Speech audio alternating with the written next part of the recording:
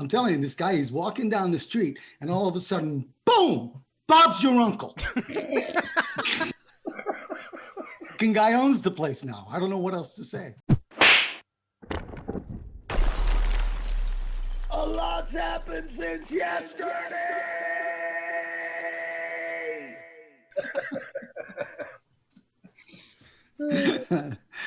Ladies and gentlemen, welcome to another episode of A Lot's Happened Since Yesterday, the podcast where we talk about vanilla ice and ice cream all at the same time, and nobody really cares.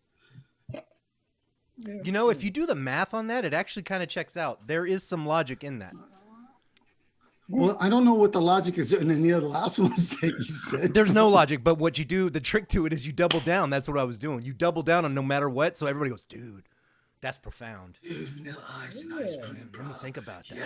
Like this, David, one of the one I had. How about this? I had a nice cup of, what was it? A nice hot cup of iced coffee. How about that? Yeah. Everybody does that. What the fuck? Dude, shut your shit off. We're recording. Sorry, man.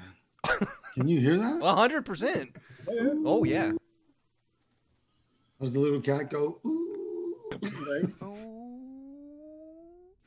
Hold on. I'm sorry, but I that was unexpected. Okay, sorry about that. Hopefully it won't happen again. Yeah, maybe. Did you silence it? Because if you didn't, it might very well. Okay. No, okay, well, hold on. You're just like, let's just hope nobody texts me ever again for right now. Boom, Bob's your uncle. No, I'm just kidding.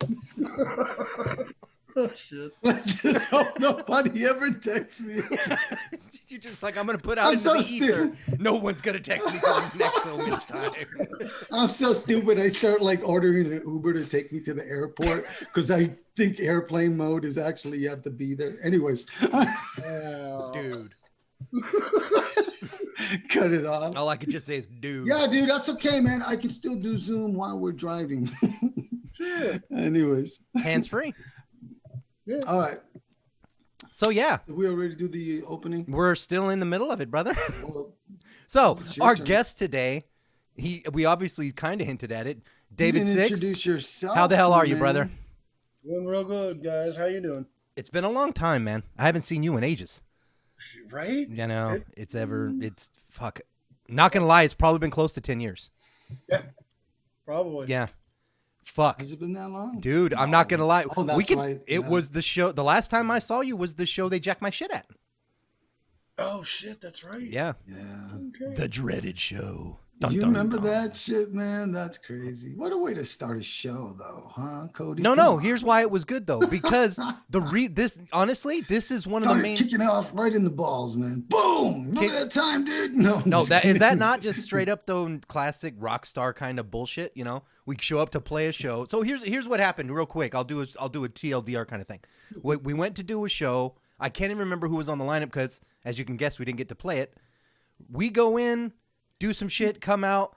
My rig has been my window's been busted in and my rig was yanked. Ralph's window was busted in. They stole his wallet. They stole his woman's purse. We were done. We had no chance.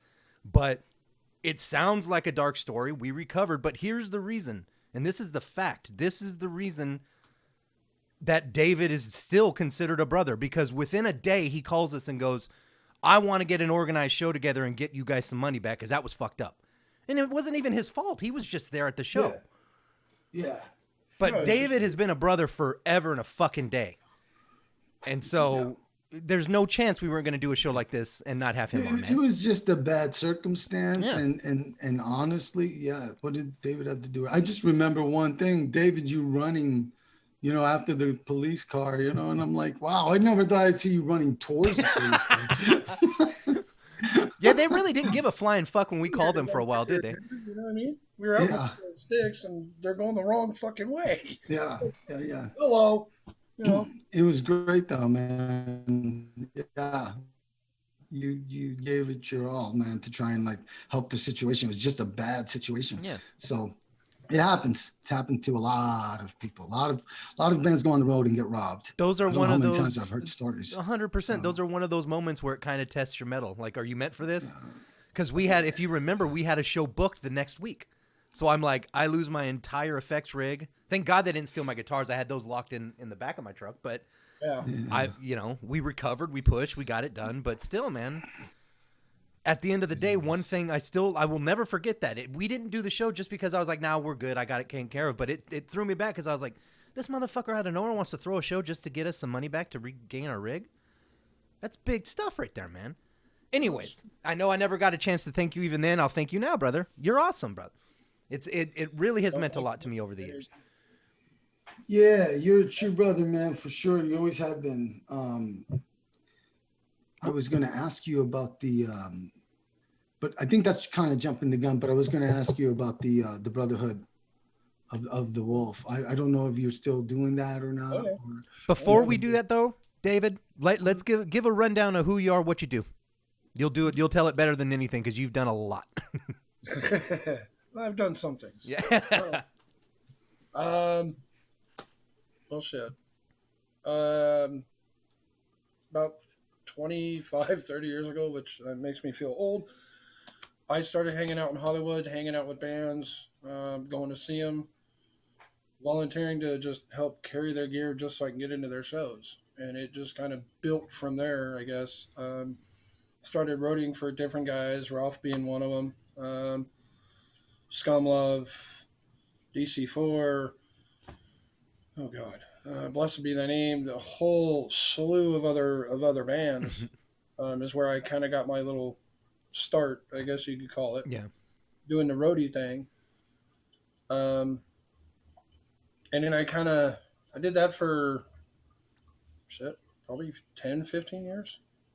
Or longer actually.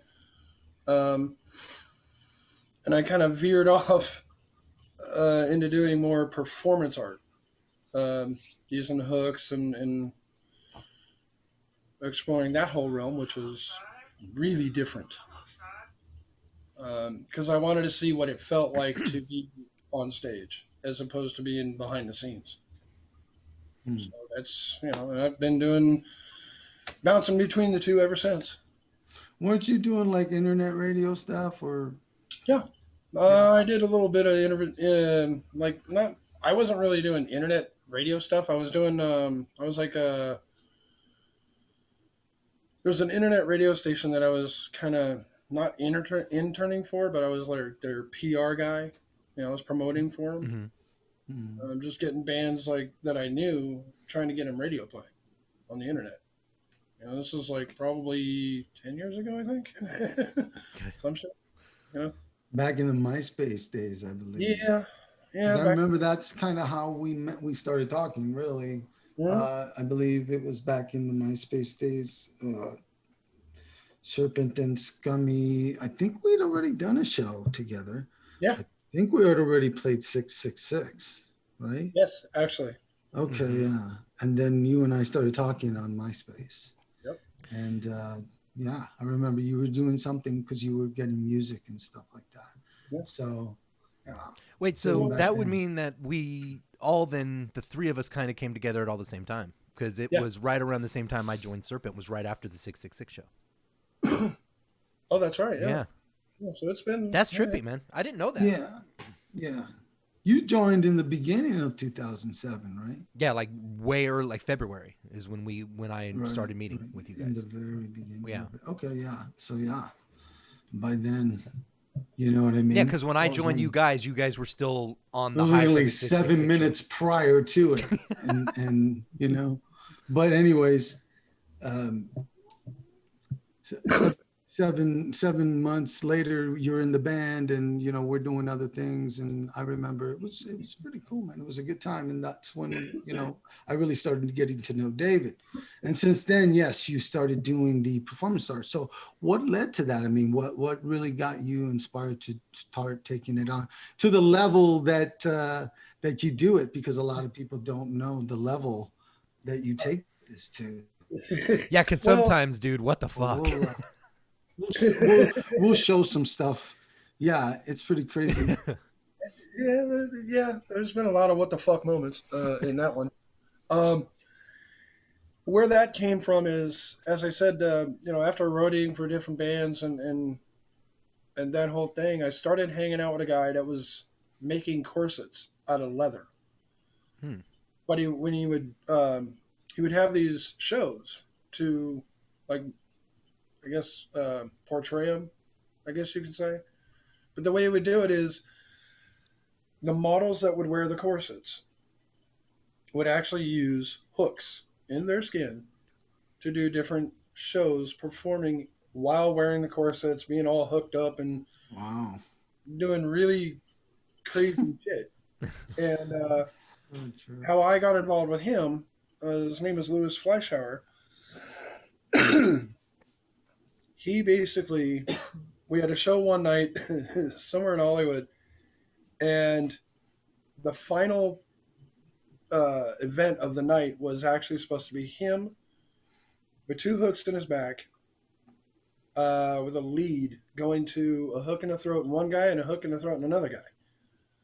Well, I was there being the stage manager, just kind of helping out. I wasn't supposed to perform. I had never talked about it before. I had never done it at that point. And one of the guys decided, you know what, at the last minute, I think there was like 20 minutes before they were supposed to go on stage, he was like, you know what, I can't do this. I'm out.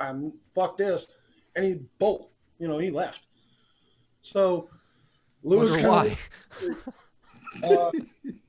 Hey, bro, I kind of need a second body on this. You want to jump in? And I was like, well, I've never really done this before. What do I do? And he goes, well, you're going to take a hook to the throat. We're going to hook it up, with a chain. What? And go into my back. You know what? Fuck it, I'll do it. Let's go. Show must go on, right? Wait, so it was literally just like a, yeah, fuck it, I'll give it a go. There was no like. Wait a minute. I didn't even think about it. Oh my Like, god, dude. Let's do it.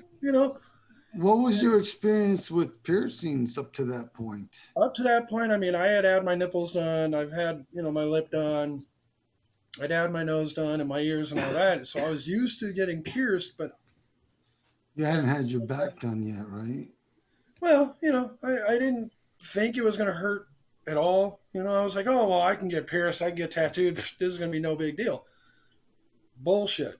You're talking a 8-gauge hook going in your neck. Where did they tag you? Right in the bottom of the throat, right? Holy shit, dude. Yeah, it felt wonderful. And I could taste metal for like a week. Ralph's face says it all right now, dude. How could you let somebody do that, dude? That's crazy. What happened if they hit, a major artery or something? One thing is, I knew the body piercer that was at that show.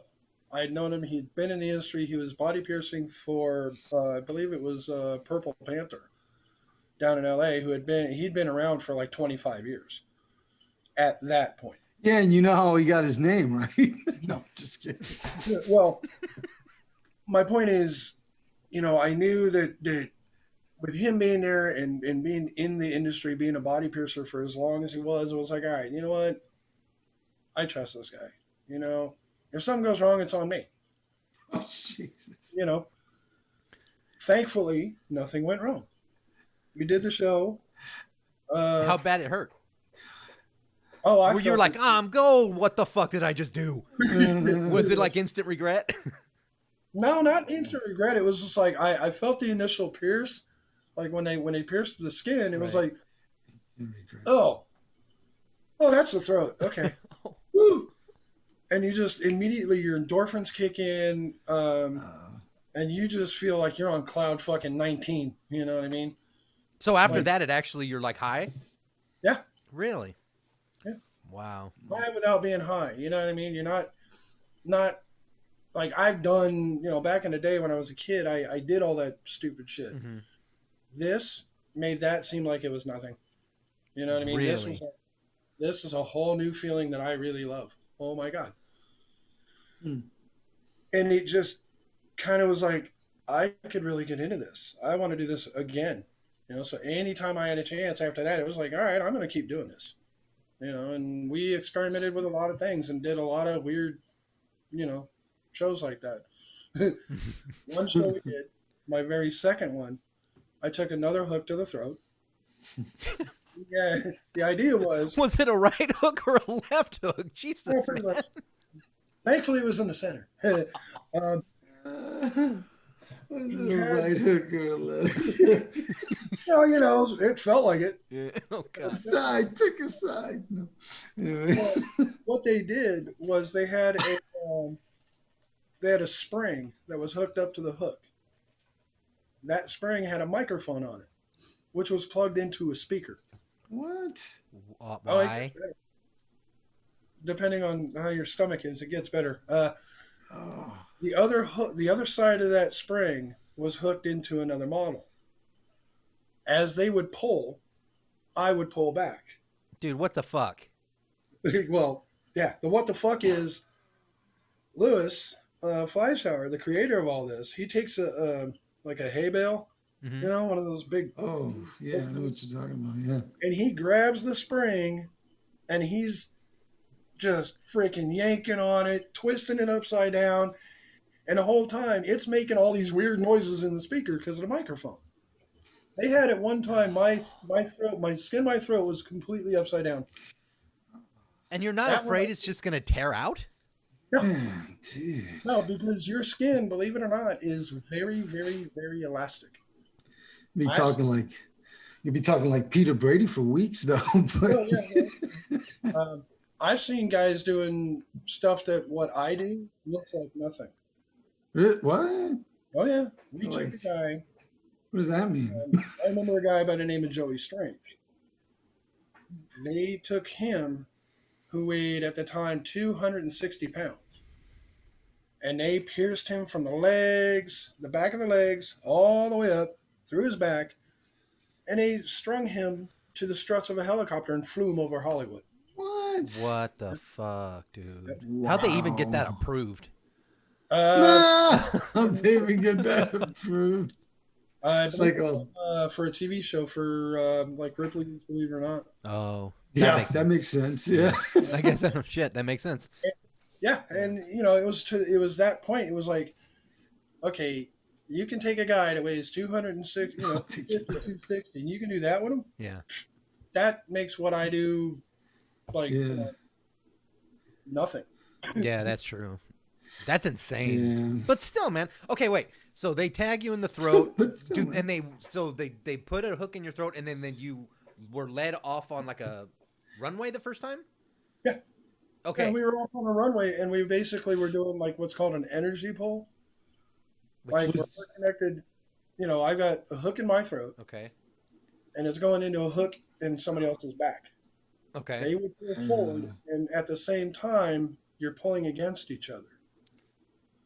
You're feeding off that energy. Fuck. Why the throat? Well, it wasn't really my first choice. He's like, can't we do the finger? Well, I don't know if the finger would work. You'd probably rip the. Yeah, that shit. might actually hurt like a bitch. But it was for him. It was for his shows. It was just the aesthetics of it. You know, showing what you can do while wearing these hard leather corsets. You can do these insane shows. Well, I'm just wondering if the reason I asked that question was actually because you ever seen that movie? And I'm probably gonna get the name wrong. I think it's a Man Without a Horse or something like that. Which one? It's about this guy, and I think he's in the army, or he's like a colonel or something like that. And, I can't remember the actor's name either. Richard something. Pretty famous at the time. Anyway, he ends up being with these indigenous people, and they have this like ceremony that they do where they put hooks through the nipples, or through the areolas, I should say, and they hang you. They hang you like till you're hanging off your, you know what I mean? Till you're off your feet, off your toes. That's, I don't know. Actually, an Indian ritual. It's a Sundance ritual.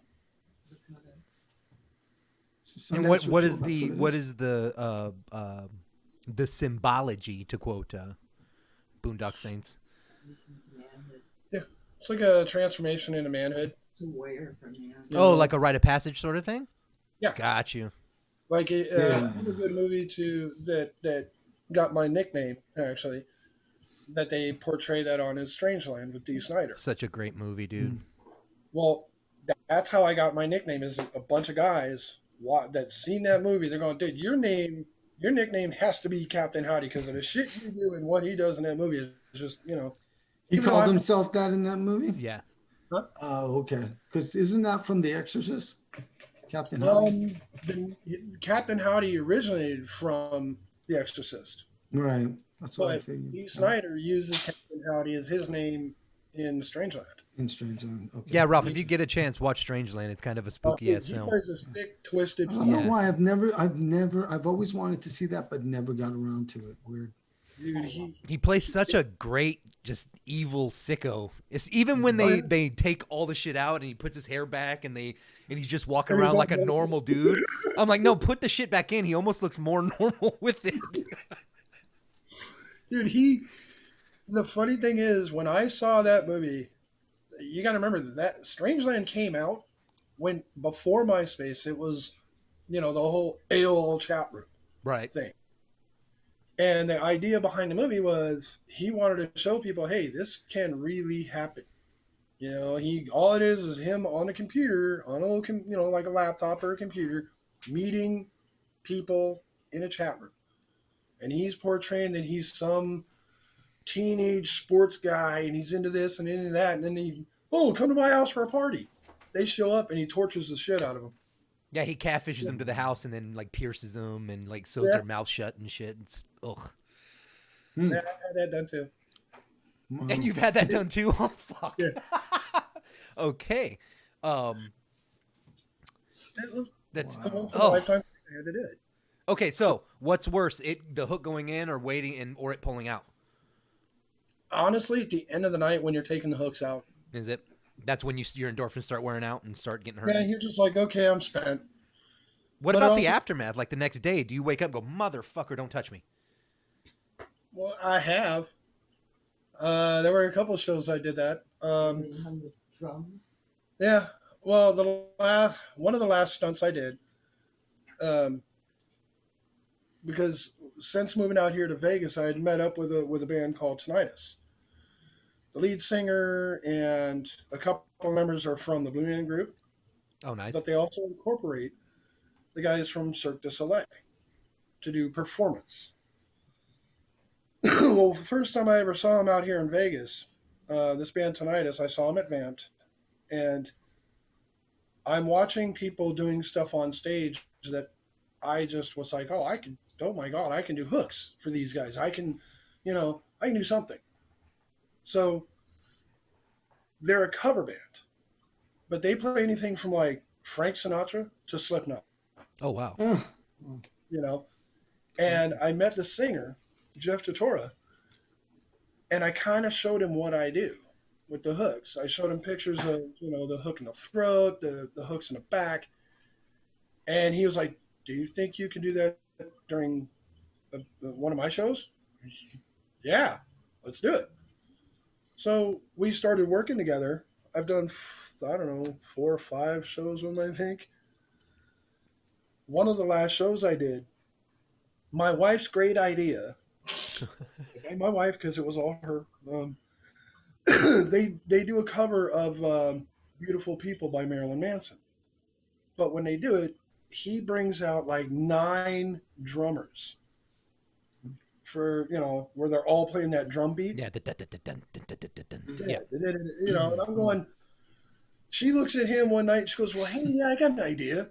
Why don't you, what if Dave hangs a drum from him using the hooks and plays Beautiful People?" Oh, shit. And I'm going, sure, why not? Didn't even think about it. I've never played the drums before. I'm not a musician, But hey, why not? I'll do it. And he's going, all right, let's go. Does that make you a member of the band or just an instrument?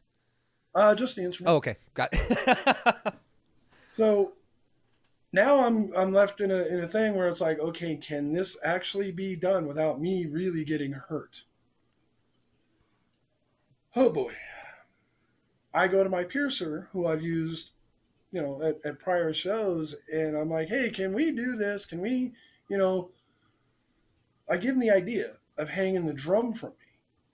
And he's like, yeah, no problem. Dude, you can hang a beer keg from you. It's not going to be that big of a difference. I'm like, well, I don't want to go that heavy, Is his philosophy anything can be done if you use enough hooks? Because that's kind of scary. Hanging a beer keg off of you. I'd be like, that's a bad example, dude, okay? Because I like Bud Light and all, but no thank Yeah, you. not that much. No, so basically you're saying that what you were going to do is be hanging yourself from the back with hooks. And so you're going to be in the front? No, yeah, well, basically what we did was we took 2 hooks, pierced them in my back. Okay. We had chains connected to them that wrapped around my shoulder. Okay. And they connected onto a 14-inch tom. So basically, where the marching snares have those harnesses, you use the chain with hooks in your back as the harness to hold the drum against you. But is the weight predominantly on your skin? Oh yeah. Okay, so it's not that they wrap the chains around a certain way to help hold you up, right? No, it was all being held in by the hooks in my back. Oh my gosh! Oh my gosh! That's hardcore, dude. You got to understand, there was no rehearsing this. I couldn't, come home and pierce my back and, try and practice it once in a while before the show. You just need to learn your part and then hook it into your back and play it. Yeah, that's pretty much what we did. Oh my god, dude! We pierced. We get to the the day of the show. I go up to the piercing shop. We pierce me. We go to the show, and about 20 minutes or so prior to my part going on stage, we hook up the drum, and I'm starting to feel a little bit of the weight, and I'm going, all right, it's a little heavy. It's not too bad. And my piercer goes, yeah, now hit that drum with it, with a drumstick. No. Okay. And I hit it. I'm going, oh yeah. I'm feeling like every time I hit that drum, I could feel it in my back. Oh shit. And it was like, the only reason I can say the reason why we did it like that is wanting to come up with something to just kind of overtop the last show we did. It makes sense. I mean, I can see if that's how his performance is. It's visual and, edgy and all that stuff.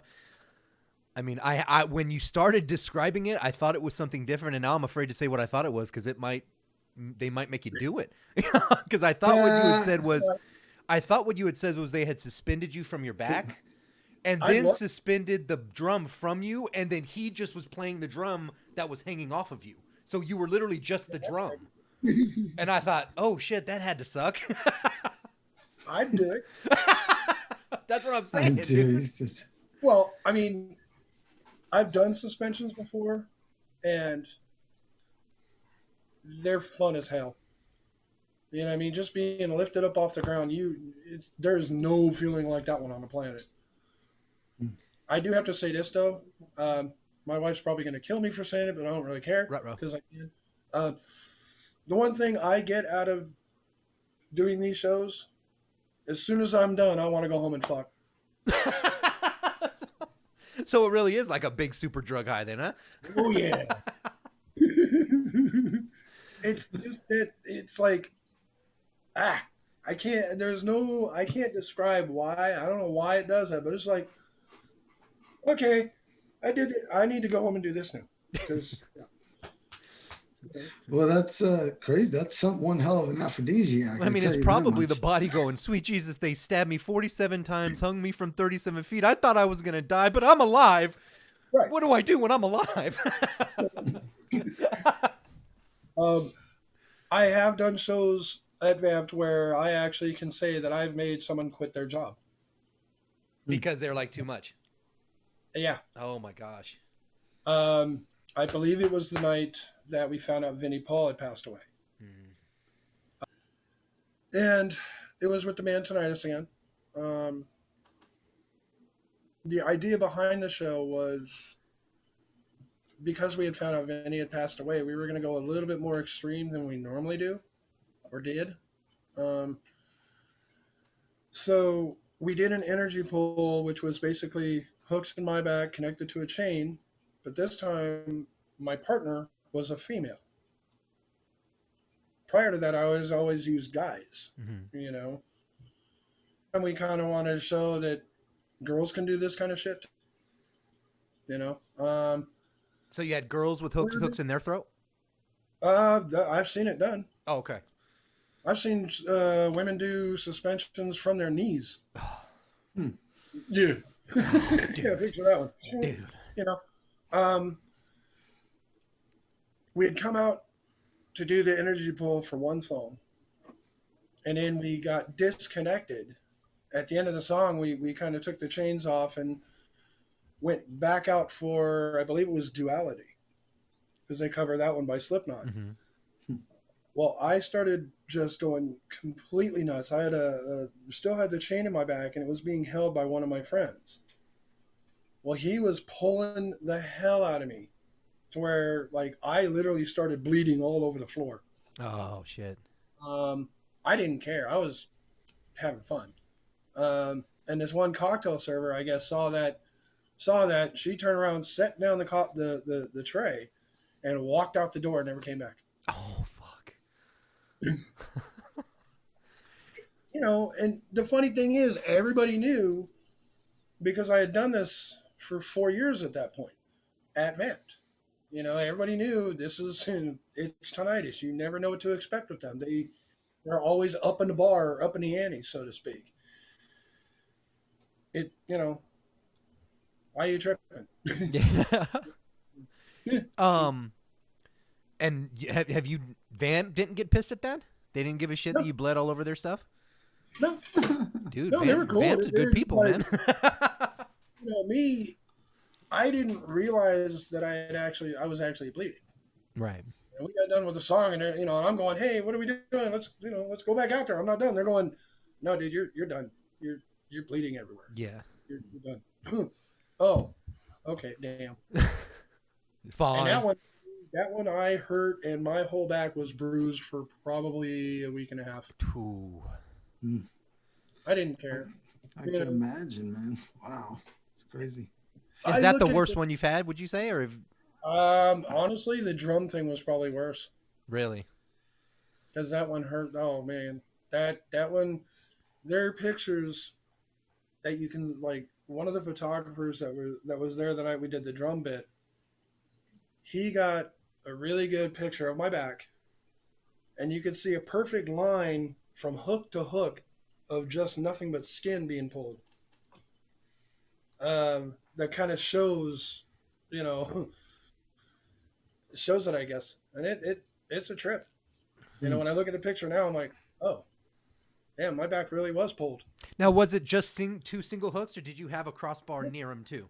Like to support? It was just the two hooks. Fuck, dude. So do you consider yourself an adrenaline junkie, or some things, yeah. I mean, on that, on the hook thing, definitely adrenaline junkie.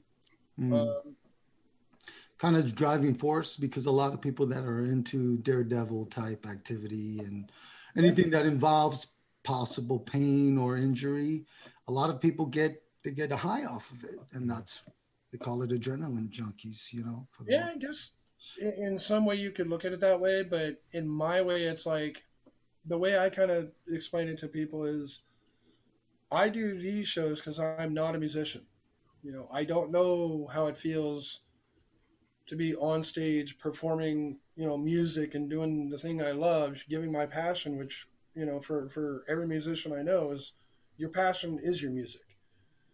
And you get that release. At least, you know, both pre-COVID you did. You know, so since I don't know how to play I don't know how to play an instrument, I got to figure out another form of release, I guess. Right. That makes well, sense. dude, I have to call you out, bro, because you now know how to play the skin hook drums. So you actually, we now don't even know what it's like to be like you, and I'm not putting hooks in myself to be like, what's it like to be a rock star with hooks in their skin? God damn, man. I don't know how to play an instrument. With that drum part, I sat in my car for a week and I listened to Beautiful People until I could puke. I was so tired of hearing that I song. can't imagine. And then the singer Jeff, by the way, we're not going to do that song now. Well, yeah, probably not. You know, we're going to do. We actually changed it at the with a week before the show to "Angel with the Scabbed Wings." So Oh, they decided to do another song. Oh, wow. yeah, so I had already learned how to play. You know, I was getting the drum beat down for Beautiful People. You know, I was getting it repetition going, and then he changes it. I'm like, yeah, God, now I got to listen to this song until I puke.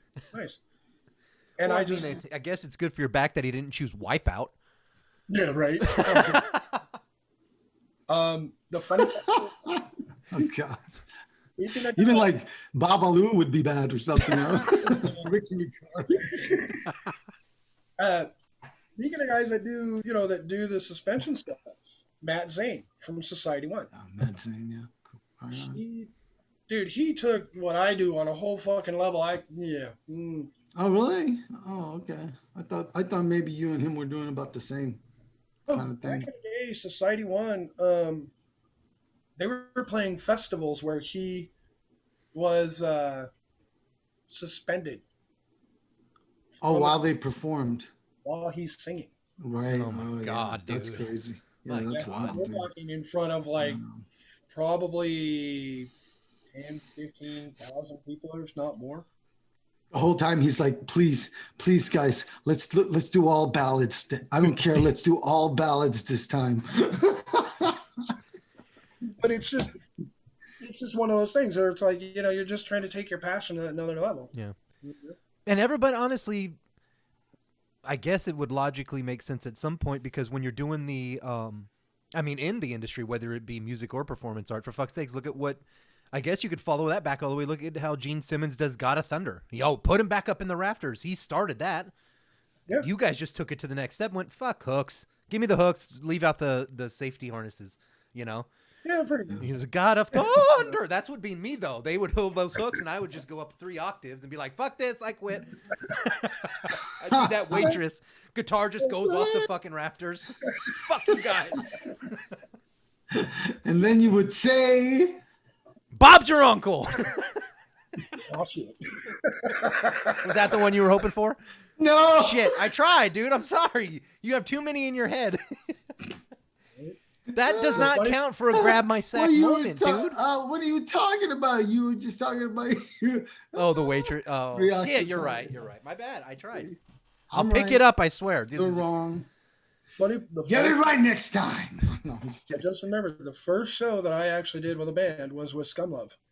I'm love. We had Scummy on not too long ago, dude. Yeah. Shout out to What show Scummy. was that? Do you remember? Yeah, shout out to It Scummy. wasn't too long ago. I don't know. I couldn't tell you right now, but Huh? you said which show? I thought you were asking which episode we had on. My bad. No. I was asking David which show does he remember? What It show? was actually a show that somebody that it was at a convention. Scummy was the only band that played that night. Hmm. And we did the same, you know, we did this whole thing where I had the hooks in my back and I had somebody holding onto the hooks, and we were doing an energy pull while the band is singing. And we also had somebody doing a suspension while the band was on stage. But the cool part for me at that point with Scum, I guess because the friendship him and I have, while I'm on the floor doing this energy pull, I literally pulled my way up through the crowd, right up to the stage, and I was singing with him Holy while I shit. had the hooks in my back. And that was the first band that I had actually ever done anything like that with. That's what kind of gave me the idea to kind of find a band that could flow with. Was that Vegas already, or Oh. was No, this was way before Vegas. way prior to that? Okay, Yeah. okay, Oh, yeah. okay. Well, I know you used to move around and Yeah. go to a lot of shows that Scum Love did. What got you into the music business as far as managing goes? Because I know that you started managing a band who is also on the same label that we are on. Baker's Dozen. What's up, Baker's Dozen? Yeah. And of course, they're probably going through a lot of the same issues that Ravenscroft is going through with Yeah. COVID hitting right after the release kind of thing. Right? You know what I mean? Like, holy shit, dude. Yeah. You know? What got me into managing was I'd been out here in Vegas for a few years, and Tommy, the guitar player, and Zach were doing this bit in a band, in an AC/DC tribute band called High Voltage, Right on. and they had this idea to have an original band, like something that Vegas has never seen. You got the metal, you got all that, and there's no, I don't mean that with any bad thing, but they wanted to come up with something that was a little bit more rock and roll meets punk, if you will. Mm. And they came up with Dave Carr as the bass player. And they kind of pulled me aside one day and they said, "Look, we've seen you here. You're always helping out bands. You're always on stage with them. You've done the roadie thing. How about trying? How about doing managing?" I was like, "Well, I've never managed a band a day in my life. I don't know what it takes, but I'll figure it out if you're willing to give me a shot." And I was like, "Well, let's just dive into it. Let's see what we can do." And Seems like that's a current theme with you, dude, or a constant theme, I should say. With you is they're like, "Hey, dude, I know you've never done this before, but you want to do this, man. It's going to involve losing an eye, probably, but hey, But you got another one. but mad props to you, dude, because that takes a lot of balls, bro. it's like, I kind of looked at it like, I picked up a lot of stuff from a lot of different guys, like, yourself, like Jeff Duncan, Scummy, all the guys that I was used to hanging around with down in LA when I lived there. Mm-hmm. And it's like, you know what? Maybe I can take what I've picked up from them and use some of that to do the managing thing. Mm-hmm. And it was something new. It was like, it's one of those things where it's either you never know until you try. Well, you were booking shows for a while, right? And trying to get actual tours like put together and stuff. So Yeah. I remember that. And you and I had many conversations on the phone about some stuff, Yeah. And I remember a lot of people that you also worked with. I don't know if there are people that you don't want me to mention or not, but definitely I know that you were working with a lot of people, Yeah. And so, and we used to hang out at the Rainbow and then later on in Vegas. And so it's just, I've always known you to be heavily involved in the music industry on some level, and also the art form that you practice. And you and your wife, I know you guys do it together, and you do it well. You guys do it well. And you guys have I love the way you guys dress up, the way you guys look. You guys have the whole Victorian Gothic thing kind of down, you know what I mean? Sometimes you guys look like Victorian bikers, but it doesn't matter. Or Gothic bikers, but you know what I mean? It's badass either way, man. You guys always look really cool in those photos. And I'm just like, yeah, that'd be badass to see you guys. And then we got to see you guys perform with Scummy in Vegas. So that was kind of cool, Well, like I said, it I kind of took it like, yeah, I may not know what I'm doing, but it's all I know. It's either figured out and fail or figured out and try. At least you can say you tried. Well, you obviously figured it out, because it seems like you've been doing really good for them. You got them signed, you got them rolling. I mean, that's, that they could say they got themselves signed, but you did the work, you did the foot work. Well, everybody, the way we look at it, it's a team effort. Yeah, you know what I mean? Exactly. If I didn't have the product that they put out, I would have nothing to give. Facts. You know what I mean? And it was like, well, all I did, that was I don't even know how that actually happened, to be honest with you. I was looking on the internet, watching what, just seeing, what other bands are doing, and, oh, hey, this band has this label or this band has that label, and I wonder if they'll take submissions, or maybe I can ask them a question, And I just happened to hit Pavement's link on a band's website, and I see this band submissions. Click here. Okay, well, fuck it. I'm going to give it a shot. You know? And I submitted like a 3-song demo, and, you know, the whole bio and all their info. 2 days later, I get an email from Tim King. And he's like, dude, these guys are really good. They're freaking down and dirty rock and roll, which is we do well with. We need to talk. Oh, fuck. You know, and I tell this to the guys, and this is after a couple of years of being around, and they're just like, we got label interest? Really? Holy shit. And we just made it happen. You know, and now, like you said, pre-COVID, the album comes out. We're starting to work with Pavement. We're trying to get a tour going. You know, we're doing all these things. And then Pavement hit, and it just like fucking hit a brick wall. Yeah. It was like, just killed it. Yeah. You know, and now we kind of, instead of like dwelling on what we can't do, we're trying to focus on, all right, well, you have one album out. That's been out for 2 years. Now what do? You got to do a follow-up. So start writing. You know, start just hibernate and write. You can't play live shows. You might as well write fucking songs. Yeah. You know, actually, that's a great fucking point, dude. Especially for people who are still trying to learn the business. You know, there is so much. Everybody talks about, oh, you know, you're gonna get told no in this business all the time. You're gonna get told you're not good enough. Focusing on that is the wrong filter. I mean, you nailed it on the head. You got to stop worrying about who's going to tell you you're no or you're not good enough. You got to go, okay, they're irrelevant because they're not my crew. I got to find the ones that are going to push me forward, not going to say I suck. And instead of taking it to heart, just go, you know, what do we do? What, you know, here's our issue, solve it. Or don't. And if you don't, you can't bitch about failure, you know, because you chose not to solve the problem, you know. And it sucks because, as you know, the higher you get in this industry, the bigger the solutions need to become, you know, because then you start hearing shit like, you know, tour buy-ons and fucking producers and, you know, and there's places for it. I mean, they have their time and their place, but when you fucking look up and go, dude, we haven't been able to work. Where am I supposed to get a fucking tour buy-on right now? You know, shit like that. But I still get them. Yeah, you know, I still get those. But it's like, yeah, I'd love to, but yeah.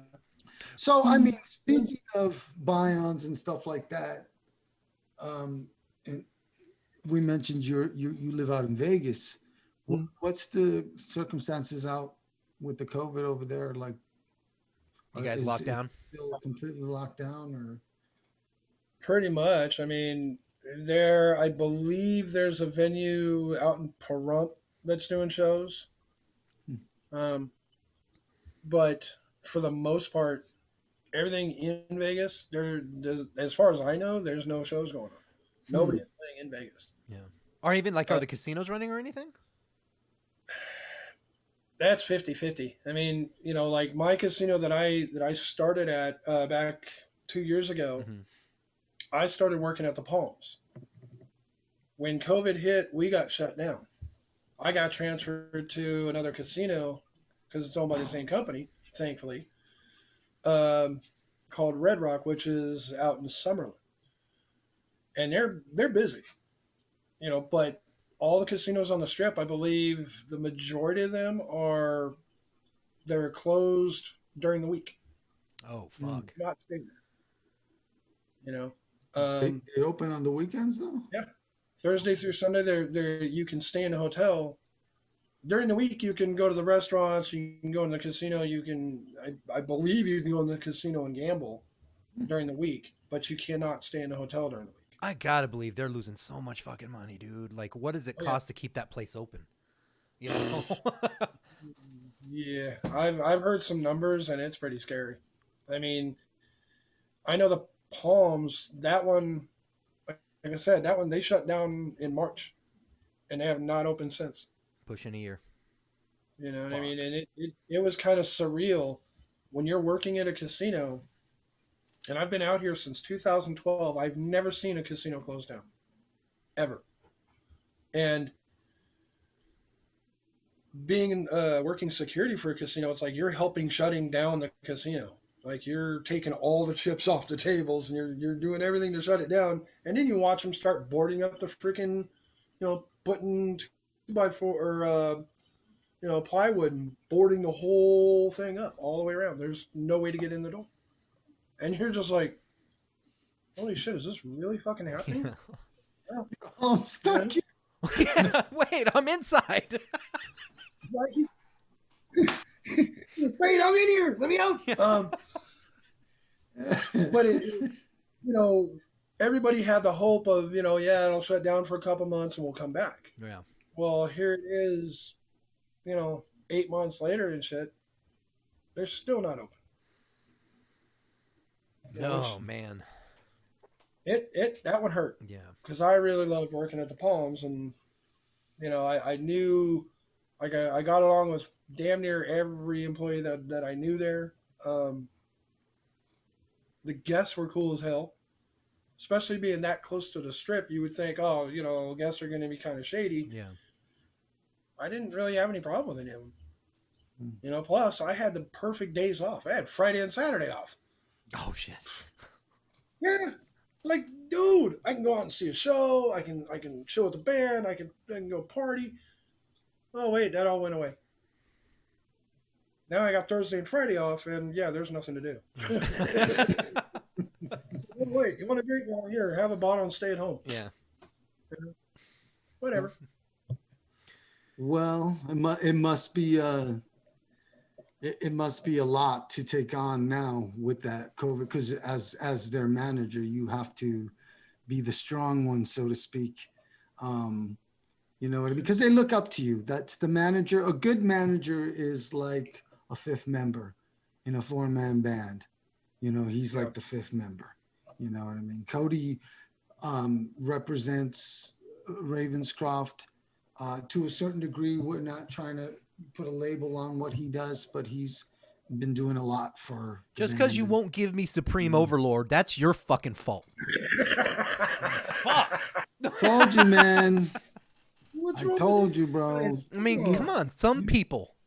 Dude, you gotta get a good, I want to see a piece of paper in front of me, you know what I'm saying? And a guy with a ring, If I want it, I got to put a ring on it. Fuck you. No, I'm talking about what the fuck? No, I'm talking about a lawyer. Dude, he's got a ring because he's so rich from ripping people off. Anyways. Oh, so you're saying I'm too good? I don't even have you guys under contract. I'm just doing it, and you're like, no. Remember, nah, we're he's not talking to shady Patrick. enough. We're talking to Patrick about the past with all the record labels, and he's all talking about the guy with the beard. Yeah. And, and this And the cool monocle. guy with a beard. He's like, yeah, I believe in you. Yes. Signed dotted line. What? Is that how it went down? Tell us the truth, David. Is that how it went down between you and Tim? Yeah, did Tim call you up? He's like, yes. I like your baker's dozen. Yes. What? Oh, I guess it pulls out a monocle for no reason, but it's got the soil insignia across it. He's like, yes, Tim. Tim, if you're watching, I love you, man. I'm just kidding. Oh, shit. Yes, the show where we go there. With Tim, honestly, because of the fact that I really loved Tim's approach. They didn't sugarcoat nothing. He didn't make no promises they couldn't keep or they haven't kept.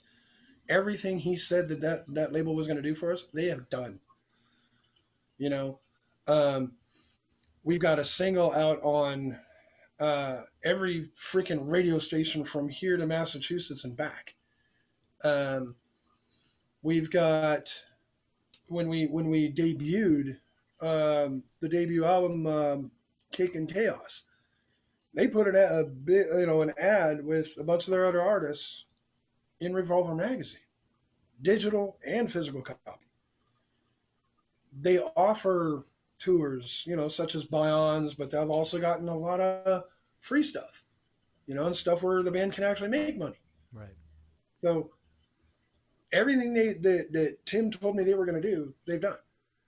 And that's because I believe it's because both Tim and Mark are not just a business suit kind of guy sitting behind a goddamn table, never knowing what it's like to be a musician. No, they're both in the trenches to this day. I Yeah. mean, the first time me and Ralph were able to meet Tim and Mark was at a show they played at the fucking Whiskey. You know, we Yeah, showed up at the well, that's Whiskey, like- hung out, talked to them, that kind of stuff. So they're still in the trenches playing. Our very first time meeting Tim and Mark was the very last show that Baker's Dozen actually played before COVID. Right. I know you guys went out and met up with them, which was a good thing. That's a smart move. You know what I mean? You want to get in good with the label reps. Yeah. And it's like what we're saying is they're musicians. So they're gonna take care of musicians. They're not out to screw them over in any way, shape, or form. But this is a business, and nothing's free. People seem to forget that, and we talk about that from time to time. But the truth is when you go to record your record, when you finally have sharpened your skills so well that they're razor sharp and you're ready to put out a badass record that's going to turn some heads, you've got to number one, if you're smart, you've got to find a really good producer that's going to help you sound bigger than everybody else. You know what I mean? Or at least as large. You know what I mean? What's the saying that they use, Cody, in the industry? I don't know if you know off the top of your head, but it's basically when it's got to be to par with what's going on. You know what I mean? No, it's got to be industry standard. Right, industry standard. Yeah. There you go. So that's what they're expecting, and there's a lot of these bands that are going in getting big money producers. And I remember having a conversation with Five Finger Death Punch's producer, and he was only one of the guys that they worked with, and he was charging like 25 grand. Yeah. You know what I mean? Just to go record a record. But you can't tell guys like producers, you can't tell engineers, you can't tell anybody that's working on album art or anything else that they have to do it for free. No. So people forget that. Well, and there's a lot of stuff. It makes me laugh because it's like they're perfectly content to go, if my car's broken down and I take it to a dealership, they'll fix my car for X amount of money, whatever's wrong with it. But because my band is awesome in my mind and I believe it's great, just have faith in what I do and give me your work for free, man. I'll give you exposure. Mm-hmm. And it's like, okay, wait, in this business and in any business, if you want your back scratch, you got to be able to bring something to the table. And sadly, if you have zero to bring to the table up front, pay your way in, because at that point you're giving money not to be a dipshit on the stage. You're paying money in and going, look, I believe in my product. I'll kick money into this service that you're offering, which is a show. People, I'll do my best to help promote. But really, I'm just starting. I have nobody. So the least I could do is help kick in on this show. It's not a pride thing, and a lot of times. Yeah. Now, It's like I tell sometimes people- it's bullshit. You got to be able to weed it out. That's the problem. I even tell people all the time when they kind of bring up that whole thing, it's like, okay, well, you like to get tattooed, right? Yeah. Well, think of the quality of the tattoo. If you're worried about, oh, well, I don't want to pay, I paid, $50 for this tattoo, and that tattoo looks like absolute dog shit.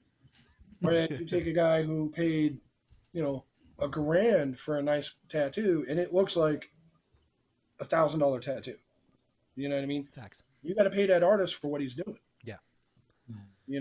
So if somebody comes in and does a show or offers you a $30,000 buy-on, and it's a country western band, yeah, you're a fucking moron if you put money in that and you're a metal band. Yeah, pretty much. But if it fits your product and you have something to push, why wouldn't you kick that? If you can find it, obviously, but find a way to get on that tour and get in front of that fan base. That band, whatever it is, has worked their ass off to build that community, and you're buying on to be a part and be in front of a community that could help you. It's no different than boosting an ad on Facebook. You're just doing it in front of everybody. Exactly. You got to believe in your product, and you got to be willing to put money behind it. Put your fucking money where your mouth is sometimes, Right. And there is, I think, do you think that is like to a certain extent, that is kind of like a rite of passage for bands? Like, you do have to have a point where you go, you know what, dude, the next option is to start putting money, more than just putting money behind our album, but like getting promotion and getting. Well, you have to. Yeah. You know what I mean? Promotion, whether it's at a show or especially when there is no shows to be had, what else do you have? Right. You got to promote some way to keep the band relevant. If not, people are going to forget your name, quick. Yeah. Yeah. That's one thing I have noticed in this industry is that if you're not constantly promoting, look at Scummy. He's a prime fucking example. He's always promoting his shit. Yeah. Always. Just like you are. You know, Ralph, you're doing the same thing. You're always out promoting your craft. Because at the end of the day, if you can't get out there and be in front of the band, in front of the fans, you got to figure out somehow to keep your name out there. If not, they're going to forget about you tomorrow. Yeah. No, absolutely. And the point is, everybody says the cream rises to the top, but it doesn't rise to the top the way it used to, as easy as it used to. You have to churn the fuck out of yourself. We were talking to Scummy, and he mentioned, we had him on early on, like you were saying, Cody, and Scummy mentioned something about bands like Static X, and when they got signed, and all these other bands were getting signed, I guess Pavement 5000 and just a bunch Static of bands X that and we've all heard their names, and we're just like a Dima and stuff like that. When all those bands started getting signed, that was still in the early 2000s, and that's when it was still kind of on fire. You know what I mean? But it started leaning away from that. Yeah. You know what I mean? Serpent Underground never got a real chance to jump into that because we never got a real good recording behind us. We never got with a real good producer. And that was like a big thing. Even though we had major interest from a major record label at one point, that's another story. But the point is that it was really hard to get going at that time when everybody else was getting with producers, and we were still going, I wonder how much this guy charges. You know what I mean? Yeah. Going with the bro deals and stuff like that. I've learned a lot. What do they call it? Proven marketability. Yep. I remember that term. Yep. Like back in my hand. And it's fucking the thing though is it seems like those are the terms that are thrown around by the quote unquote, top dog guys, The suits. Yeah, the suit and that's what we were I think that's what we were alluding to with Pavement and them. They're not those guys. So they get strung in. Like that, no. They get strung in with the big wig suits who are just trying to mass market bands, where these guys are actually in the trenches, know what it means to have true support. I mean, legitimately, I remember this. This Ralph will confirm. This is the God's honest truth. The night we met Tim was on Sunset Strip outside of fucking the Whiskey. We walked up, and he goes, "All right, guys, which one's the manager?" And I'm like, "I'm right here." He goes, "All right, hey, calm down. We got this." And I went, "Oh, dude, did I do something wrong?" He goes, "No, I'm just telling you, I've been there, but you ain't got to worry anymore. You got help. We have all the He let us meet Barb and talk about the press and all this. And he's like, you just got to understand. I know how you're feeling right now. You don't have to be so scared anymore." Basically is what he was saying. And I was like, fuck yeah, dude. Because I was all geared up to have to be like, oh, I've got to understand that he knows that I know what's going on. And he's just like, relax, bro. We got this. Well, the funny thing with Baker Does and getting on that little the show out here in Vegas at Vamped.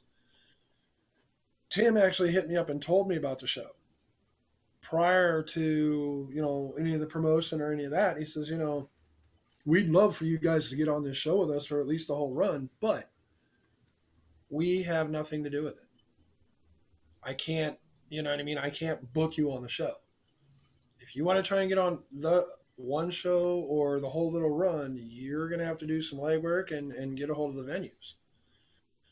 I was like, all right. He goes, well, especially Vamped, you know what I mean? That's your hometown. That's that one we definitely want you at. So we worked it out with Corey over at Vamped, and she was nice enough to allow us to get on that gig. It wasn't as crowded as we were hoping, but then again, it was a Wednesday night, I believe. You know what I mean? It was kind of like, it sucked. Because there wasn't as many people as there could have been if it was a weekend. Right. And I had hit up every other venue that they were playing. Like I hit up the Whiskey. I hit up freaking, I think it was Club Red. It was the Club Red, Brick by Brick, the Whiskey, and Vamped. Yeah. Because we met him up at the Whiskey. I don't know why I remember that. I also remember that it was February 22nd, so we're pushing up a year. Yeah. I was actually going to go to that show, but I had to work. So it was like, well, Tim was like, dude, if you want to come down, you and your wife, why don't you guys come down to the whiskey? I'll get you on the guest list. It's Damn. like, well, I would, but I have to go to work. So I suck, Uh, but like the whiskey, Club Red, and Brick by Brick, if I wanted Baker's Dozen to play those shows, I had to pay. I'm going, no, Yeah. I'm not going to have my band drive all the way down to the whiskey, where it's going to take us 4 or 5 hours to drive all the way down there to play for 20 minutes for some stupid amount of money. Yeah. And even Tim, I told Tim what the whiskey's response was. And he was like, they want you to sell what? I was like, yeah, there's like 6 other bands on the bill. And to go on at this time, it's, it was like $20 a ticket is what you had to sell them for. Hmm. And I think the rec spot in front of the outfit, which was Mark's band, Right. it was like $20 a ticket with a, I think it was like a 20-minute set is what you ended up playing. It was like, ended up being, if we would have said yes, it would have been like $1,000. Yeah, that's a lot of legwork for a 20-minute set. Yeah. Some shows, I tell this to Tim, and he's going, dude, I love you, and I love Baker's Dozen. I am going to tell you right now, if you do that, I'm going to smack you upside your fucking head. I was like, wow. I wasn't going to, but damn. And he goes, no.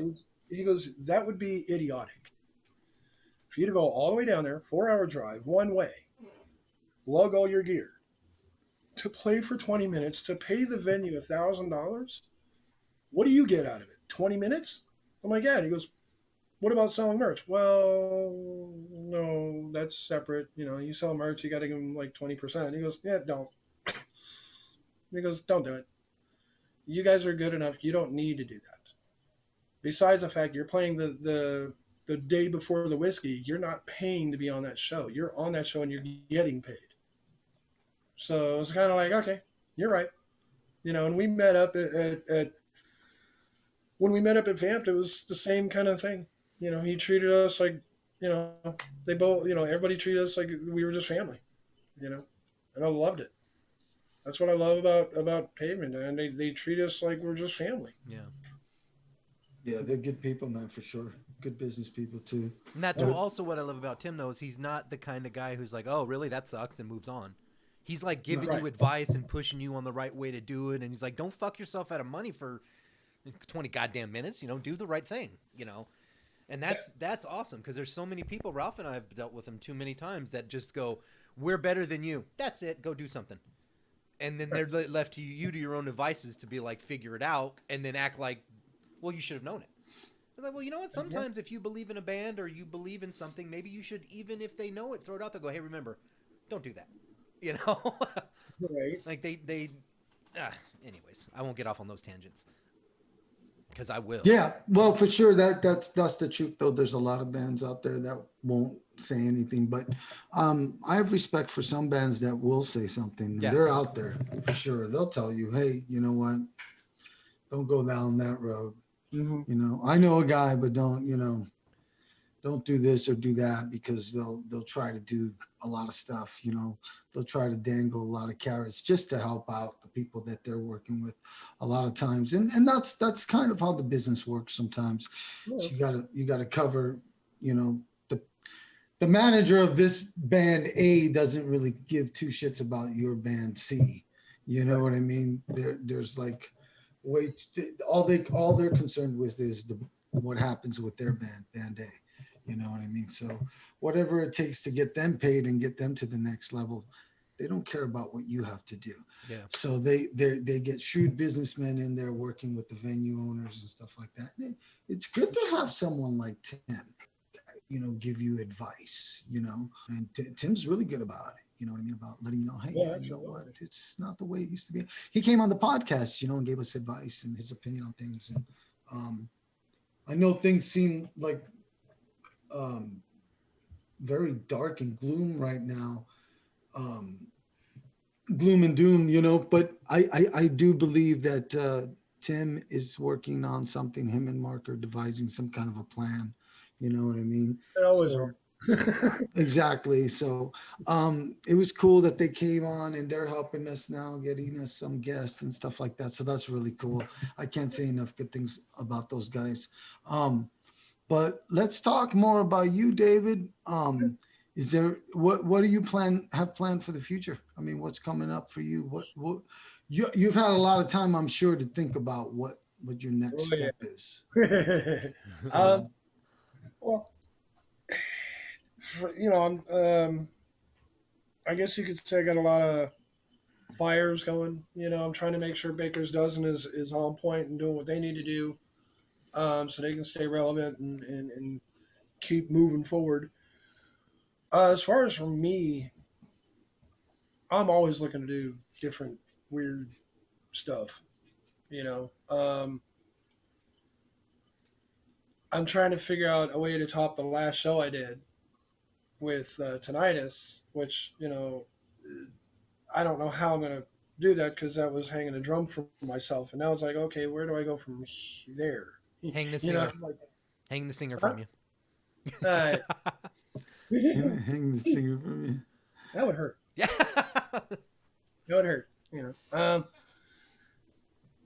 It's weird though because the way we do shows, when Tenitis, just because like if Tenitis plays a show 1 month and I perform that particular show, I won't do the next show or the next two shows. I stay out and I don't tell people when I'm going to do them. I keep it all my little way of building suspense, so to speak.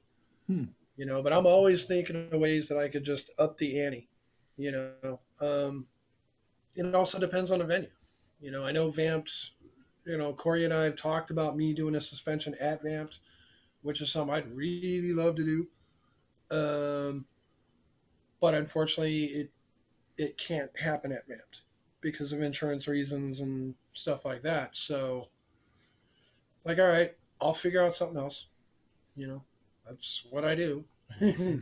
Yeah. Well, how many times have you done it? I've done, I think, 6 shows now at Vamped with Tenitis.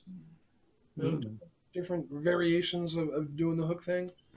My very first one, where this is obviously before my wife and I were married, in our actual first show together. She was in the show, and I was in the show. She was actually wearing, like, dressed up like a dead bride in, the whole traditional white wedding dress. I was in the crowd, had the hooks on my back, and I was pulling my piercer around the crowd, like through the crowd. The plan was I was trying to get up to the stage like I was going towards her, like she is going to be my bride kind of thing. It ended up not happening because one lady that was standing in the crowd wouldn't move out of my way until I made her piss herself. Wow. Well, she was standing facing away from me, and I was trying to get by her. And I kind of tapped her on the shoulder, and she was like, "What?" And I'm like, "I'm trying to, trying to go around." She's like, "I'm talking." I'm like, "Yeah, well, I'm trying to take my dog for a walk. Can you move?" And I'm pointing at my piercer, who's holding on to the chains behind me. And next thing I know, because she happened to be wearing white pants, which was funny, instant just pissed all over the floor. And then she finally moved. Oh, jeez. Wow. It happens, I guess. Shit happens, but, could have been worse. Moral of the story is don't wear white pants to a performance art piece. Well, what would you call? Do you have a label for what you do, or like? I mean, it is performance art, but do you call it that, or do you? Yeah. That's all you call it. Okay, you don't have it like specific, like extreme back hook or something like that. Nah, I mean, because like I said before, Extreme back hook. there are people that do they make. Like, if you look at what I do and you take someone like Matt Zane or Joey Strange or Genocide. Right. That's a female artist that does that kind of stuff. Hmm. She makes what I do look like absolute nothing. She Really? is, oh god, dude! Like we're talking meat skewers through the face. She'll hang weights from herself, if you know what I'm saying. You know, From the downstairs? oh yeah, Oh, bro. From the come on. downstairs? From the Oh, yeah. downstairs? Yeah, leave downstairs, dude. Like, Not from the downstairs. Upstairs, downstairs, all around the downstairs. and that's the funny thing is Genocide was the female that was performing with Tenitis the first time I ever saw Tenitis. I saw her up on stage shoving meat skewers through her face and eating glass. Oh my god, dude. I'm like, oh my god, if this is how you do, oh my god, you use this kind of stuff, well shit, my stuff would be easy, you know, compared to that. You know what I mean? I don't do anything that extreme. Piece of cake, huh? Well, I can understand the hooks because you can find places, you know, I mean, obviously there is some science behind where to hook you, right? Like you don't just pick any random spot. I don't understand the thought process behind eating glass. Like that thought, it just like, okay. It's just a show, Yeah. you know, to show what you can actually do. Have you ever done that shit?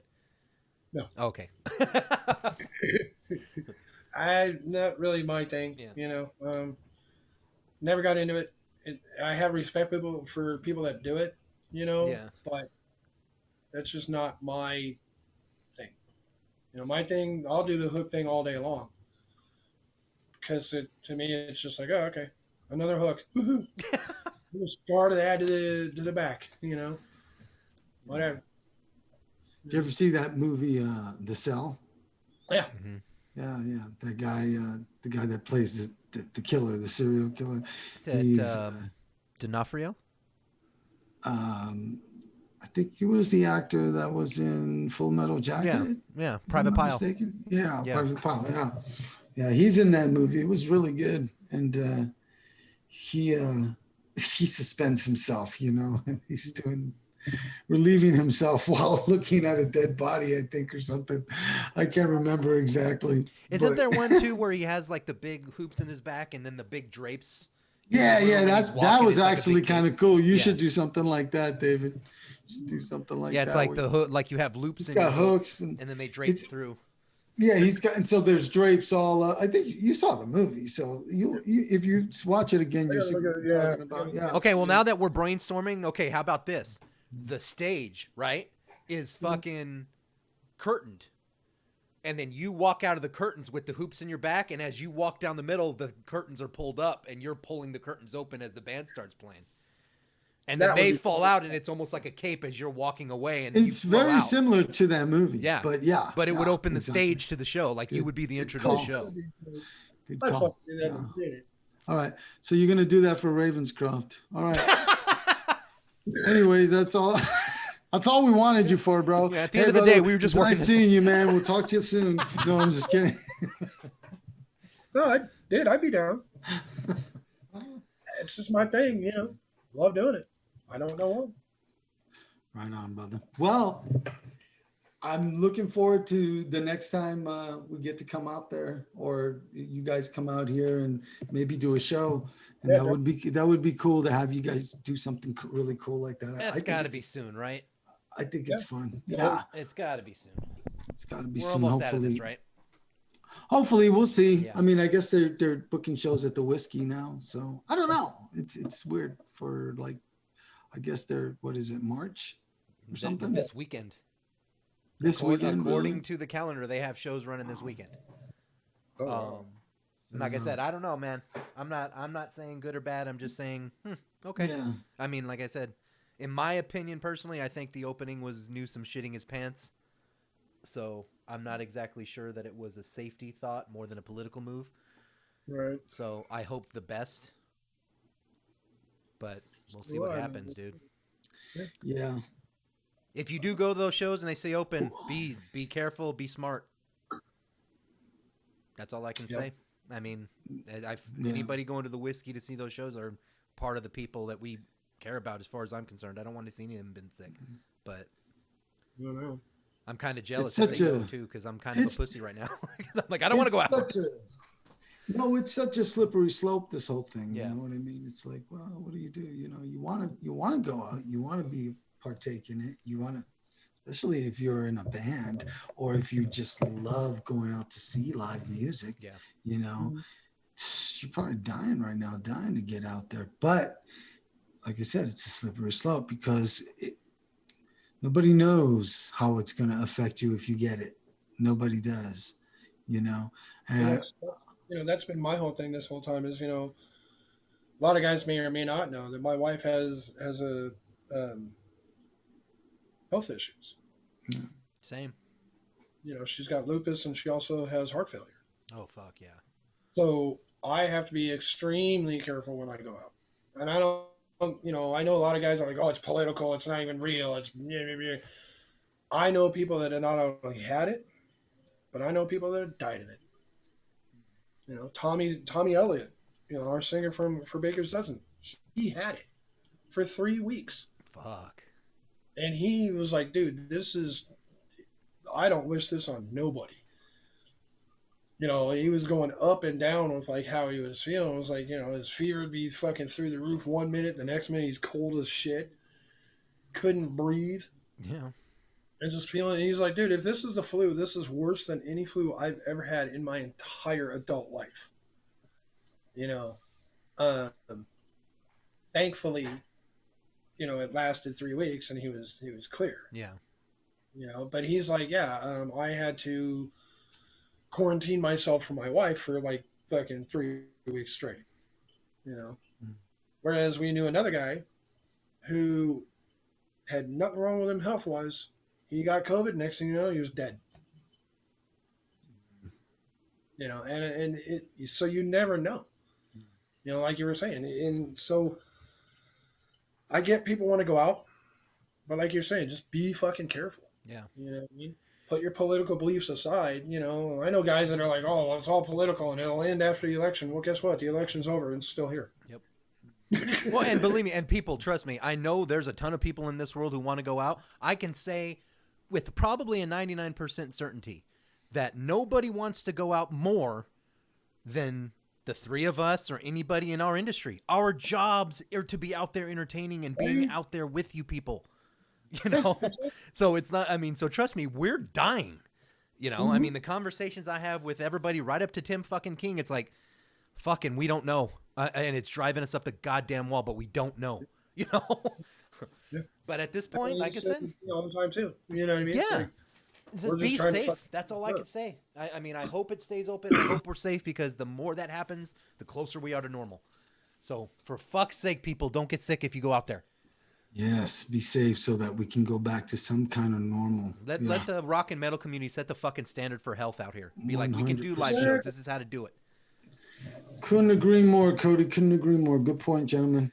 David, my metal brother, thank you again, bro, for coming on. It was great having you on here. Everybody, check out David Sixx when you get a chance. It's badass. As a matter of fact, it's kind of funny because when Cody was getting the show prepared so that we had a few questions that we could ask you, he put down all these, he listed what you've done. And one of the things he wrote was, manager for Baker's Dozen, performance artist, musician, promoter. And then he writes, badass. That's very true. He could fucking do it because I didn't know what else to put. I'm like, this motherfucker got him. And I did catch him on the technicality as a musician because he plays fucking drums from his back. So, So you've done it all, brother.